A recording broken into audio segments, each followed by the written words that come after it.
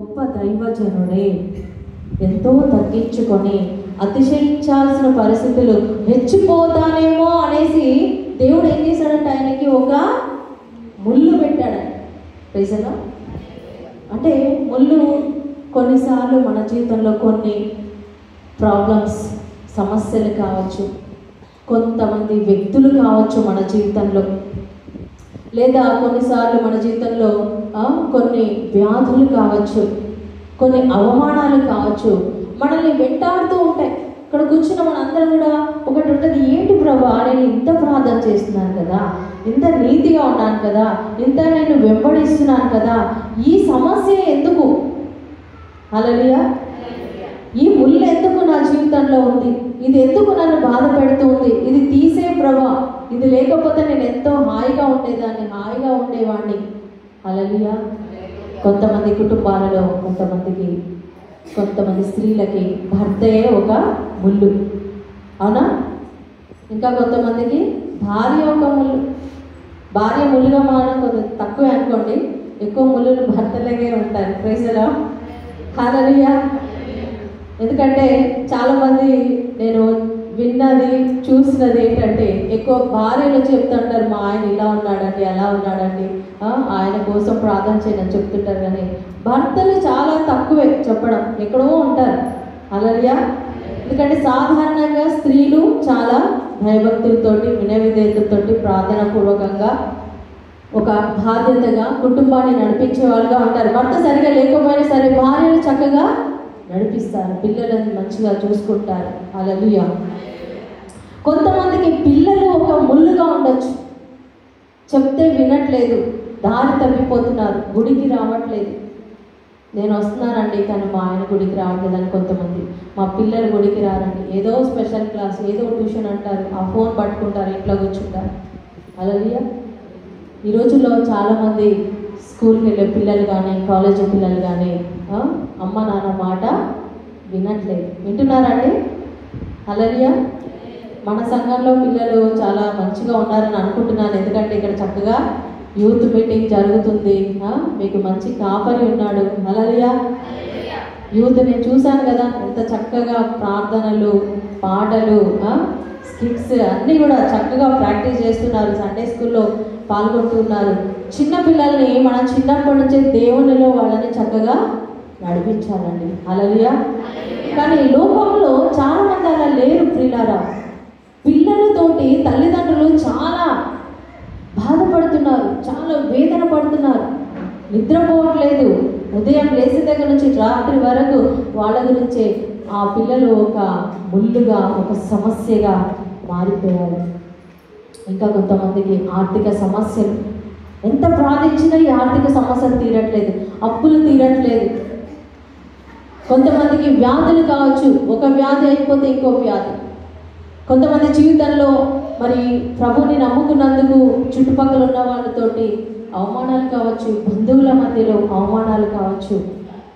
నాకు తెలిసినటువంటి ఒక సహోదరి, వాళ్ళు అన్య కుటుంబం నుంచి రక్షణ పొందుతున్నారు. వాళ్ళు ప్రభువుని నమ్ముకున్నందుకు 10 సంవత్సరాలు వాళ్ళ కుటుంబ సభ్యులు, తోడబుట్టిన వాళ్ళు ఎవ్వరూ మాట్లాడలేదండి. హల్లెలూయా. ఎన్ని సంవత్సరాలు? 10 years, 10 సంవత్సరాలు దూరం పెట్టేశారు ఆమెని. కేవలం ఆమె యేసు ప్రభుని నమ్ముకుందని, చర్చికి వెళ్తున్నారని, ప్రార్థన చేస్తున్నారని వాళ్ళని అవమానపరిచారు, దూరం పెట్టేశారు. ఎంత బాధ ఉంటుందండి. హల్లెలూయా. ఆ సహోదరి ఎప్పుడు కూడా తలచుకున్నప్పుడల్లా, చెప్పినప్పుడల్లా కంటతడి పెట్టుకుంటుంది, ఏడుస్తుంది. నా ఫ్యామిలీ ఎప్పుడు మారుతారు, వాళ్ళందరూ ఎప్పుడు ప్రభుని తెలుసుకుంటారు. ప్రియులారా, ఇలా మన జీవితంలో దేవుడు కొన్ని ముళ్ళులు పెడుతున్నాడు. ఎందుకు? పౌలు గారు సమాధానం చెప్తున్నాడు, నేను హెచ్చిపోకుండునట్లు దేవుడు నాకు ఒక ముళ్ళును పెట్టాడు, సాతాను దూతగా ఆయన నాకు పెట్టాడు. హల్లెలూయా. ఇప్పుడు చెప్పండి, మన హెచ్చిపోతే ఏమవుతుంది? సాతాను హెచ్చిపోవడం వల్ల ఏం జరిగింది? దేవుని సన్నిధినే కోల్పోయాడు, పరలోకాన్ని కోల్పోయాడు, శాశ్వతంగా వాడు నరకానికి పాత్రుడయ్యాడు. మరి వాడి యొక్క అతిశయం, వాడి యొక్క స్వభావము, ఈ గర్వం అనేది మనకొస్తే మనం ఏం కోల్పోతామండి? దేవుని సన్నిధిని కోల్పోతాం, పరలోకాన్ని కోల్పోతాం. ఈ లోకంలో ఇంత జీవితం మనం జీవించి దేవుని సన్నిధిలో వినయ విధేయతలతో ఉండకుండా దేవుడు ఇచ్చినటువంటి ఆ యొక్క వరాలను బట్టి, దేవుడు వాడుకుంటున్న విధానాన్ని బట్టి, దేవుడు మనల్ని దీవించిన దాన్ని బట్టి మనం అతిశయించి గర్వించి ఆ గర్వం ఇంకా ఇంకా ఎక్కువైపోతే మనం దేవునికి చాలా దూరంగా వెళ్ళిపోతాం. అది దేవుడికి ఇష్టం లేదు. హల్లెలూయా. సో మనం గర్వంతో హెచ్చిపోకుండా దేవుడు ఏం చేశాడండి, ఒక చిన్న ముళ్ళు పెట్టాడు. హల్లెలూయా. ఒక చిన్న ప్రాబ్లం పెట్టాడు, ఒక చిన్న కష్టాన్ని పెట్టాడు. సో ఇది మనకు మంచిదంటారా చెడ్డదంటారా? హల్లెలూయా. మన జీవితంలో ఉన్నటువంటి చిన్న చిన్న ముళ్ళులు, కష్టాలు, శ్రమలు, బాధలు, అవమానాలు ఇవన్నీ కూడా చాలా మంచివి. ఆమేన్. హల్లెలూయా. దేవుడికి స్తోత్రం చెప్పండి. Next line చదువునానా?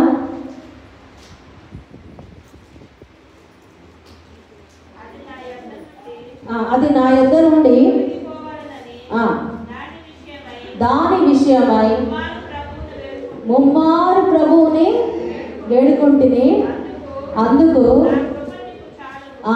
నా కృప నీకు చాలు. హల్లెలూయా.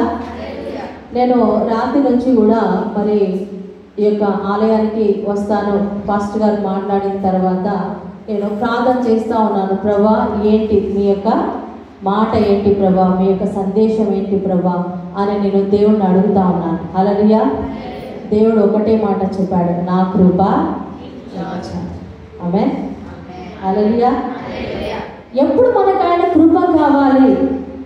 ఎప్పుడంటే మన జీవితంలో మనం ఏదైతే తట్టుకోలేనటువంటి పరిస్థితి వస్తుందో, ఏదైతే మనం జయించలేనటువంటి పరిస్థితి వస్తుందో, ఇంకా ప్రభువా ఈ యొక్క కష్టం నేను భరించలేను, ఈ సమస్య ఎందుకు ప్రభా, ఇది తీసే ప్రభా, ఈ వ్యాధిని తీసే, లేదా ఈ యొక్క శోధన తీసే, ఈ యొక్క పరిస్థితి మార్చేసే, లేదా ఈ వ్యక్తిని మార్చు, లేదా ఈ వ్యక్తిని తీసుకో. ఇలాంటి కొన్ని ప్రార్థనలు మనం చేస్తూ ఉంటాం. కొన్నిసార్లు దేవుడు మన ప్రార్థనకు జవాబు ఇవ్వడు. హల్లెలూయా. ప్రభువే చెప్పాడు, అడుగుడి మీకు ఇస్తానన్నాడు, వెదకండి దొరుకుతానన్నాడు, తట్టుడి తెరవబడనన్నాడు. మరి యోహాను సువార్త 14:14 చెప్పాడు, నా నామములో మీరు ఏమడిగినా సరే ఇస్తానన్నాడు. ఇర్మియా 33:3 ఏమన్నాడు, నాకు మొరపెట్టుము నీకు ఉత్తరం ఇస్తానంటున్నాడు. హల్లెలూయా. ఆయనకు మొరపెట్టు వారికి, ఆయనకి నిజముగా మొరపెట్టు వారికి ఆయన చేరువలో ఉండే దేవుడు, జవాబు ఇచ్చే దేవుడు. హల్లెలూయా. Praise the Lord. ఇన్ని వచనాలు ఉన్నాయి. దేవునికి మనం ప్రార్థన చేసినప్పుడు ఆయన సమాధానం ఇస్తాడు. కొన్నిసార్లు దేవుడు మనకి సమాధానం వెంటనే ఇస్తాడు. హల్లెలూయా. కొన్ని ప్రార్థనలకి వెంటనే సమాధానం, మరికొన్ని ప్రార్థనలకి కొంచెం లేట్గా సమాధానం ఇస్తాడు. హల్లెలూయా. Praise the Lord. కుష్ఠరోగి మత్తయి సువార్త 8లో యేసయ్య ముందుకు వచ్చాడు, ప్రభువా నీవు నన్ను శుద్ధినిగా చేయగలవు, నీకు ఇష్టమైతే నన్ను శుద్ధినిగా చేయగలవు అన్నాడు. వెంటనే యేసయ్యమన్నాడు, తాకి నాకు ఇష్టమే, శుద్ధుడవు కమ్ము అని చెప్పగానే తక్షణమే అతనికి స్వస్థత కలిగింది. హల్లెలూయా. ఒకసారి యేసు ప్రభు దగ్గరికి 10 మంది కుష్ఠరోగులు వచ్చారు. ప్రభు అన్నాడు, ఓకే మీకు స్వస్థత కలిగింది, మీరు శుద్ధులయ్యారు, వెళ్ళండి అన్నాడు. వాళ్ళకి వెంటనే కలగలేదు. వాళ్ళు దారిలో వెళ్తూ ఉండగా మార్గ మధ్యంలో స్వస్థత కలిగింది. Hallelujah. Praise the Lord. Praise the Lord. ఇశ్రాయేలు ప్రజలు 400 సంవత్సరాల నుంచి కష్టపడతా ఉన్నారు ఐగుప్తు దేశంలో. అవునా? వాళ్ళు ఎప్పుడు మొరపెట్టారు? 430 సంవత్సరాల తర్వాత మొరపెట్టారు. అంటే ఇన్ని సంవత్సరాలు మొరపెట్టకుండానే ఉన్నారా? ఎప్పుడైనా మనకు కష్టం వచ్చినప్పుడు వెంటనే దేవుణ్ణి తలుచుకుంటాం కదా. హల్లెలూయా. ఇశ్రాయేలు కూడా కొంచెం శ్రమ ప్రారంభమైనప్పుడు, బానిసత్వం ప్రారంభమైనప్పుడు కొద్దిగా ప్రార్థన చేశారేమో. ఇక ఎక్కువ అవుతున్నా కొద్దీ ఎక్కువ అయిపోయింది, ప్రార్థన కూడా ఎక్కువ అయిపోయింది. ఇంకా 400 సంవత్సరాలు అయిపోయింది, ఇక తట్టుకోలేకపోయారు. ప్రతి ఒక్కరు ప్రార్థన చేయడం మొదలుపెట్టారు. యెహోవాకి వాళ్ళు మొర పెడతా ఉన్నారంట. హల్లెలూయా. వారి మొర చూడండి, నిర్గమకాండము 2వ అధ్యాయము 24 చదువుమా.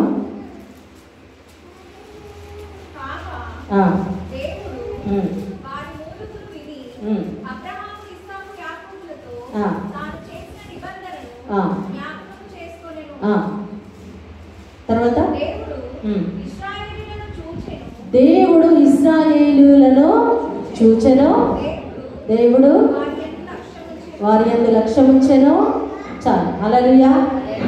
దేవుడు వారి యొక్క ప్రార్థన కూడా ఆలకించాడు. 3వ అధ్యాయము 7వ వచనం కూడా మనం చూస్తాం. ఆయన అంటున్నాడు, నేను మీ కన్నీటిని చూచాను, మిమ్మల్ని విడుదల చేయడానికి పరలోకం నుండి దిగి వచ్చితిని అన్నాడు. హల్లెలూయా. సో ఇక్కడ చాలా లేట్ అయింది, ప్రార్థన చాలా లేట్ అయింది. జవాబు రావడానికి కొన్ని వందల సంవత్సరాలు పట్టింది. మరి కొన్ని విషయాలలో దేవుడు ప్రార్థనకి జవాబు ఇవ్వడు. హల్లెలూయా. ఆయన జస్ట్ ఏం చెప్తాడంటే, నా కృప నీకు చాలు. ఆమేన్. షడ్రక్, మేషక్, అబేద్నెగోలు ఆ యొక్క అగ్నిగుండం ముందు నిలబడ్డారు. ఆ రాజుతో చెప్తున్నారు, ఎవరైతే ఈ విగ్రహానికి ఆరాధన చేయరో మొక్కరో వాళ్ళని అగ్నిగుండంలో వేసేస్తామని వాళ్ళు చెప్పినప్పుడు వాళ్ళు నెబుకద్నెజర్ రాజుతో చెప్తున్నారు, ఓ నెబుకద్నెజర్, మా దేవుడు ఈ అగ్నిగుండం నుండి రక్షించడానికి సమర్థుడు. హల్లెలూయా. కానీ నెక్స్ట్ లైన్ చాలా ఇంపార్టెంట్. హల్లెలూయా. మా దేవుడు రక్షిస్తాడు, ఈ అగ్నిగుండం నుండి రక్షించగలడు, ఈ వ్యాధి నుండి, క్యాన్సర్ నుండి స్వస్థపరచగలడు, ఈ యొక్క సమస్య నుంచి బయటికి తీయగలడు. కానీ ఒకవేళ రక్షించక పోయినా సరే మేము మాత్రం ఈ విగ్రహానికి నమస్కారము చేయము. హల్లెలూయా. దేవుడు వాళ్ళని అక్కడ కాపాడారా? అగ్నిగుండంలో పడకుండా కాపాడారా? లేదు. వాళ్ళు వచ్చి ఆ ముగ్గురు మనుషులని, షడ్రక్, మేషక్, అబేద్నెగోలని అగ్నిగుండంలో పడవేశారు. హల్లెలూయా.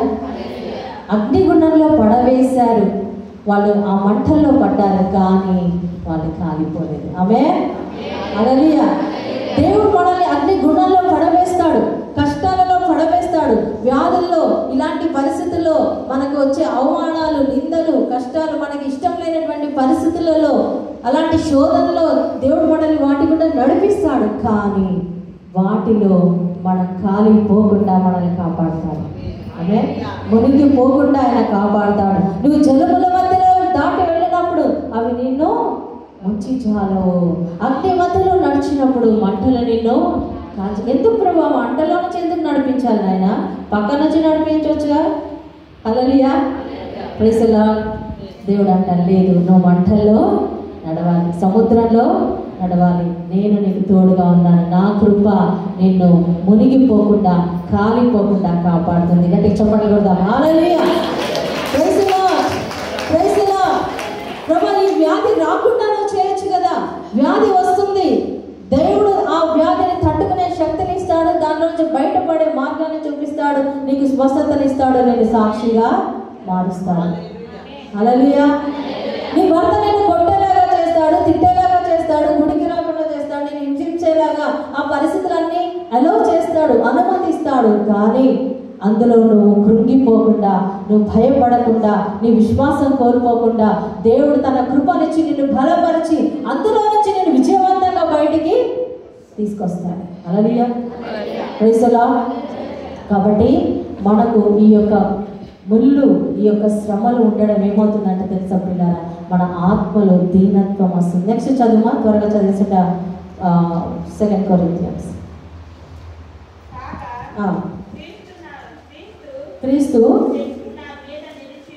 దేవుని యొక్క శక్తి నా మీద నిలిచి ఉండును, విశేషముగా నా బలహీనతల యందే బహు సంతోషముగా అతిశయపడుదును. నేనెప్పుడు బలహీనుడనో అప్పుడే బలవంతుడను. హల్లెలూయా. ఈరోజు అందరూ ఈ వాక్కు తీసుకొని వెళ్ళాలి. కుడి చేతుల పైకి లేపి చెప్పండి, నేనెప్పుడు బలహీనుడను అప్పుడే బలవంతుడను. నేనెప్పుడు పేదవాడినో అప్పుడే ఐశ్వర్యవంతుడను. నేనెప్పుడు రోగినో అప్పుడే ఆరోగ్యం పొందుకున్నాను. హల్లెలూయా, హల్లెలూయా. నీ జీవితంలో నువ్వెప్పుడైతే బలహీన పడిపోతూ ఉంటావో అప్పుడు ఏమవుతుందంట, దేవుని యొక్క శక్తి మన మీదకి దిగి వస్తుందండి. ఆమేన్. దేవుని శక్తి నీ మీద ప్రత్యక్షం కావాలంటే, దేవుని మహిమ నీలో ప్రత్యక్షపరచబడాలంటే నీ జీవితంలో కొన్ని బలహీనతలు నీకు రావాలి. దేవుడే అనుమతిస్తాడు. హల్లెలూయా. మనం ఎంత బలహీనత, ప్రభా నేను మాట్లాడలేను అన్నాడు మోషే. ప్రభు అన్నాడు, పర్లేదు, నా కృప నీకు, నేను మాట్లాడతాను. ఆమేన్. ఇర్మియా అన్నాడు, ప్రభా నేను చిన్నవాడయ్యా, నాకు అసలు చేత కాదు నాయన, నో ప్రాబ్లం, నేను నీకు వాక్కునిస్తున్నాను, ప్రవక్తగా నేను వాడుకుంటాను. హల్లెలూయా. పేతురు అన్నాడు, అయ్యో ప్రభా నేను బొంకేనయ్యా, నేను చాలా నిన్ను అవమానపరిచాను, 3 సార్లు అబద్ధం ఆడానని దాక్కున్నటువంటి పేతుని దేవుడు అన్నాడు, లేదు, నీవు నా యొక్క పునాది రాయివి, నీ మీద నా సంఘాన్ని కడతాను, నా సంఘాన్ని ఖాయమని ఆయన చేతికి అప్పగించాడు. హల్లెలూయా. Praise the Lord. ఈరోజు నా ప్రియమైన సోదరి సోదరుడా, దేవుడు నీ జీవితంలో నీకు గర్వము రాకుండా, అహంకారము రాకుండా, దేవుడు నిన్ను వాడుకుంటున్న కొద్దీ, హెచ్చిస్తున్న కొద్దీ, దేవుడు నిన్ను అభిషేకిస్తున్న కొద్దీ మనలో ఒక క్వాలిటీ, ఒక లక్షణం ఉండాలి. ఏంటంటే తగ్గింపు, వినయం. ప్రభువా నేను కాదు, నీకే మహిమ. హల్లెలూయా. నేను ఎంతటి వాడను ప్రభా, పౌలులాగా మనం తగ్గించుకోవాలి. అలాంటి తగ్గింపు నేర్పించడానికి దేవుడు మన జీవితంలో కొన్ని మరి పరిస్థితులు, అనుకూలమైనటువంటి పరిస్థితులు ఇస్తూ ఉంటారు, కొన్ని సమస్యలు ఇస్తూ ఉంటారు, కొన్ని బాధలు ఇస్తుంటారు. కాబట్టి దాంట్లో మనము కృంగిపోవద్దు. ప్రభా నేను ఎప్పుడు బలహీననో అప్పుడే నెక్స్ట్ లైన్ చదువుమా, ముగించుకుందాము త్వరలోనే. యా. క్రీస్తు నిమిత్తము నాకు కలిగిన బలహీనతలలోను, నిందలలోను, ఇబ్బందులలోను, హింసలలోను, ఉపద్రవములలోను నేను సంతోషించుచున్నాను. Hallelujah. Praise the Lord, praise the Lord. ఈ మాట ఈ సంఘంలో ఉన్న ప్రతి ఒక్కరు చెప్పాలి, నాతో సహా. ఏం చెప్పాలి? క్రీస్తు నిమిత్తం. Praise the lord. మనకొచ్చే ప్రతి శ్రమ, ప్రతి అవమానము, ప్రతి నింద, ప్రతి హింస, ప్రతి ఒక్క బలహీనత, అది శరీరంలో బలహీనత కావచ్చు, ఇంకా మానసిక బలహీనత కావచ్చు, వాటిలో ఏమి వచ్చినా సరే వీటన్నిటిలో దేవుడు మనల్ని బలపరిచి తన కృపనిచ్చి మనల్ని ముందుకు నడిపిస్తాడు. కాబట్టి మన నిందలలో, అవమానాలలో, కష్టాలలో, బలహీనతలో మనము సంతోషించాలి. హల్లెలూయా. Praise the Lord. ఎలా సంతోషించాలి? ప్రభా ఇప్పుడు నేను చాలా వీక్గా ఉన్నాను, నేను అసలు ప్రార్థన చేయలేను, ప్రభా నీ శక్తి నాకు ఇవ్వు నాయనా అని ఎప్పుడైతే మనం మన బలహీనత ఆయనకు సమర్పించి, నేను బలహీనుడు కాబట్టి దేవుడు తన బలాన్ని ఇస్తాడు. హల్లెలూయా. అప్పుడు ఏమవుతుంది? నిజంగా అండి, లాస్ట్ వీక్ 7 days మేము ఒక గ్రామంలో సువార్త ప్రకటించడానికి వెళ్ళాం, నేను నా చెల్లి. అయితే ఫస్ట్ రోజు night visit, all night prayer అనమాట. చాలా రోజులైంది ఆల్ నైట్ ప్రేయర్ చేసి, ఇంకా వేరే నాతో పాటు ఎవరు ప్రసంగికులు కూడా లేరు, నేను చెల్లి ఇద్దరు నడిపించాలి. హల్లెలూయా. నేను అనుకున్నాను, ప్రభా అస్సలు నేను నడిపిస్తానా? నైట్ అంతా చాలా రోజులైంది, ఇక్కడ నాతో పాటు హెల్ప్ చేయడానికి ఎవరు లేరు ప్రభా, కాసేపు ఒక 1 hour ఇంకెవరికైనా ఇద్దామన్నా కూడా మరి టీం మెంబర్స్ ఎవరు లేరు. నాతో ఉన్న దైవజనులని వాళ్ళని తీసుకోమంటే లేదండి, మీరు వచ్చారు కదా, మీరే తీసుకోవాలంటున్నారు వాళ్ళు. హల్లెలూయా. చాలా భయపడ్డానండి. ప్రభా నా వల్ల కాదు ప్రభా, నేనైతే నాకు శక్తి లేదు ప్రభా, నాకు నీ శక్తినివ్వండి అనేసి చాలా ప్రార్థన చేసుకొని మొత్తం దేవుడి మీద ఆధారపడ్డానండి. హల్లెలూయా. ఎందుకంటే రాత్రి అంతా అక్కడ మంచు పడతా ఉంది, ఫుల్ టెంట్ వేశారు కానీ చాలా చలిగా ఉంది. మంచు ఒక వైపు, ఇంకో వైపు ప్రజలందరూ ఫస్ట్ టైం ఆ ఊర్లో ప్రేయర్ జరుగుతూ ఉంది. హల్లెలూయా. వాళ్ళు కనుక నిద్రపోయారంటే అయిపోయింది, నైట్ విజిల్ లేదు, ఏం లేదు. హల్లెలూయా. దేవుణ్ణి అడిగాను, పరిశుద్ధాత్మ దేవా నాకు శక్తి లేదు ప్రభా, నాకు నీ శక్తి కావాలి, మీరే నడిపించాలి. నిజంగా ప్రియులారా, పరిశుద్ధాత్మ దేవుడు ఎంతో నాకు సహాయం చేశారు. హల్లెలూయా. ఆయనకి మహిమ కలుగుగాక. నైట్ అంతా అండి 4 o'clock, అసలు టైం ఎట్లా అయిపోయిందో మాకు తెలియదు. హోల్ నైట్ అందరు కూర్చొని ఇంట్లో ఉన్న వాళ్ళు కూడా పరిగెత్తుకుంటూ వచ్చి ఆ ప్రేయర్లో కూర్చున్నారంట. 4 గంటల వరకు ఎవ్వరూ లేచి ఇంటికి వెళ్ళలేదు, చక్కగా కూర్చొని దేవుడి వాక్యం విన్నారు. హల్లెలూయా. నేను ఇది ఎందుకు చెప్తున్నానంటే, చాలా బలహీనంగా ఉన్నాను, నాకు అస్సలు రాదు ప్రభా, నేను చెప్పలేను ప్రభా, అసలు ఏం చెప్పాలో నాకు అర్థం కావట్లేదని దేవుడి మీద ఆధారపడినప్పుడు దేవుడు చెప్పాడు, నా కృప నీకు చాలు. హల్లెలూయా. ఈరోజు నువ్వు కూడా అంటున్నావా, ప్రభా ఈ కుటుంబాన్ని నేను నడిపించలేను, ఈ సేవ నేను చేయలేను ప్రభా, ఈ ప్రార్థన నేను చేయలేను ప్రభా, ఇదిగో నేను ఈ యొక్క లీడర్షిప్ నేను చేయలేను ప్రభా, ఇదిగో ఈ శ్రమ నేను తట్టుకోలేకపోతున్నాను ప్రభా అంటున్నావా? దేవుడు అంటున్నాడు, నువ్వు ఎప్పుడు బలహీనుడవో అప్పుడే బలవంతుడు, నా కృప నీకు చాలా. అందరూ లేచి నిలబడతాం ఒక నిమిషం. స్తోత్రం. Thank you Jesus, thank you Jesus. Hallelujah, hallelujah, hallelujah, hallelujah. ఈరోజు నా ప్రియమైన సోదరి సోదరుడా, నీవు ఎంతో బలహీనమైన స్థితిలో ఉండొచ్చు, నీవు తట్టుకోలేనటువంటి పరిస్థితుల గుండా వెళ్తున్నావేమో, అగ్ని గుండెలు లాంటి పరిస్థితుల గుండా వెళ్తున్నావేమో, దానియేలు సింహం బోను లాంటి పరిస్థితుల గుండా వెళ్తున్నావేమో. ఈరోజు దేవుడు నిన్ను ఎంతో హెచ్చించి ఆయన నిన్ను వాడుకుంటూ ఉన్నాడు. నీ ప్రార్థనలు ఎన్నో ఆలకిస్తూ అద్భుతాలు చేస్తున్నాడు. నీ జీవితంలో మరి నువ్వు హెచ్చిపోకుండా, నీలో గర్వం రాకుండా కొన్ని పరిస్థితులు దేవుడు నీకు అనుమతిస్తున్నాడు. వాటన్నిటిని మంచి మనసుతో స్వీకరించు. ప్రభువా, ఈ శ్రమను బట్టి నీకు స్తోత్రం నాయన, ఈ యొక్క బలహీనతను బట్టి నీకు స్తోత్రం నాయన, ఈ పరిస్థితిని బట్టి నీకు స్తోత్రం నాయన, నాకు కలిగిన ఈ నిందల్లో నేను సంతోషిస్తాను నాయన, నాకు కలిగిన ఈ యొక్క వ్యాధుల్లో నేను సంతోషిస్తానయ్యా, ఈ ఆర్థిక సమస్యలను సంతోషిస్తానయ్యా, ఈ అవమానాల్లో ఈ అప్పుల్లో నేను సంతోషిస్తాను దేవా. యేసయ్యా నీకు స్తోత్రం నాయన. నాయన నేను బలహీనుడుగా ఉన్న సమయంలో నీ బలం నా మీద వస్తుంది నాయన, నీ కృప నాకు చాలు నాయన. ప్రభా, నేను ఎప్పుడు బలహీనుడను అప్పుడే నేను బలవంతుడను. హల్లెలూయా, హల్లెలూయా, హల్లెలూయా, హల్లెలూయా. యేసయ్యా నీ కృప నాయన ఈ బిడ్డలందరి మీద దిగి వచ్చిందిగాక నాయన, దిగి వచ్చిందిగాక నాయన. యేసయ్యా అయ్యా నీ శక్తి దయచేయనైనా, ఈ బలము దయచేయనైనా. అయ్యా మానవి ఉన్నది ఏది కూడా మాది కాదు నాయన, నీవిచ్చినదేనాయన ప్రభా. అయ్యా మేము అతిశయించడానికి వీలు లేదు ప్రభా, దేని గురించి మేము అతిశయించొద్దు నాయన, ఈ రక్షణ నీవిచ్చినది నాయన ప్రభా. అయ్యా నీ శిలువ రక్తము ద్వారా కడగబడి ఉన్నామయ్యా. అయ్యా నీవు మా కొరకు మరణించావు నాయన, తిరిగి లేచావు నాయన యేసయ్యా. అయ్యా నీవు మాకు అయ్యా అభిషేకాన్ని ఇచ్చావు నాయన తండ్రి యేసయ్యా. అయ్యా మాలో ఏదైనా గర్వం ఉంటే తీసివేయండి నాయన ప్రభా. అయ్యా మమ్మల్ని నలుగగొట్టండి నాయన ప్రభా, మాకు వినయము నేర్పించండి నాయన ప్రభా.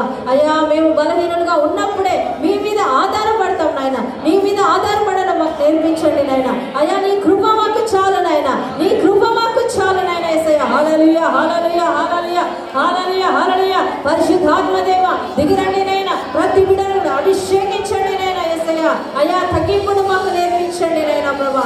అయ్యా పౌలు లాంటి తగ్గింపు మాకు దయచేయండి నాయన. స్తోత్రం. నీ కృప నాకు చాలును దేవా,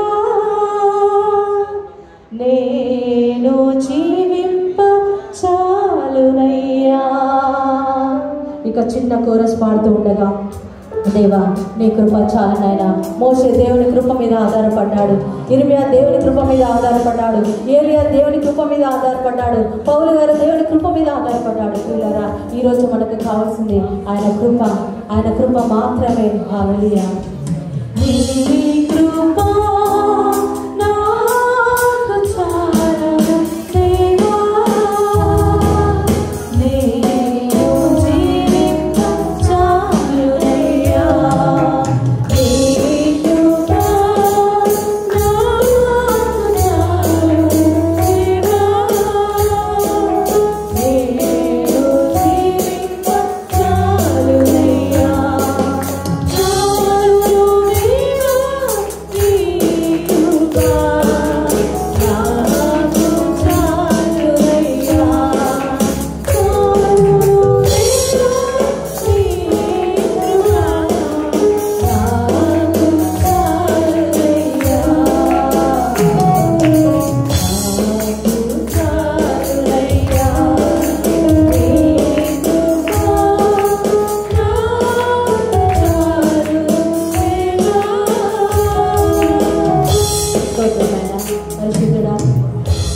వందనాలు, స్తుతులు, స్తోత్రాలు. ఈ వాక్యాన్ని ప్రభా మా హృదయాలలో ముద్రించి, అయా మేము చెప్పాలనుకున్నది అయా కొద్దిగానే ఉంది ప్రభా, కానీ పరిశుద్ధాత్ముడా నువ్వు నేర్పించేది చాలా మాకు అవసరం నాయనా.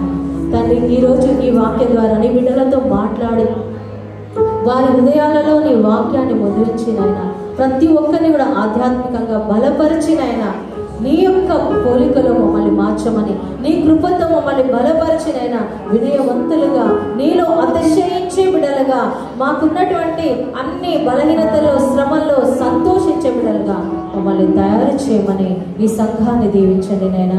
అయ్యగారిని దీవించండి, అమ్మగారిని దీవించండి, పరిచర్యలో సేవ చేస్తున్న దైవజనులందరినీ దీవించండి, పెద్దలను యూత్ని దీవించండి నైనా. ప్రభా గొప్పగా నైనా సంఘాన్ని అభివృద్ధి పరచి నీ కృపనిచ్చి నైనా వీరిని నడిపించమని నజరేయుడైన యేసు నామములో ప్రార్థించి వేడుకుంటున్నాం తండ్రి. ఆమేన్. Thank you. దేవుడు ఇచ్చిన ఈ యొక్క అవకాశాన్ని బట్టి ఆ పాస్టర్ గారికి వందనాలు తెలియజేస్తున్నాను. అలాగే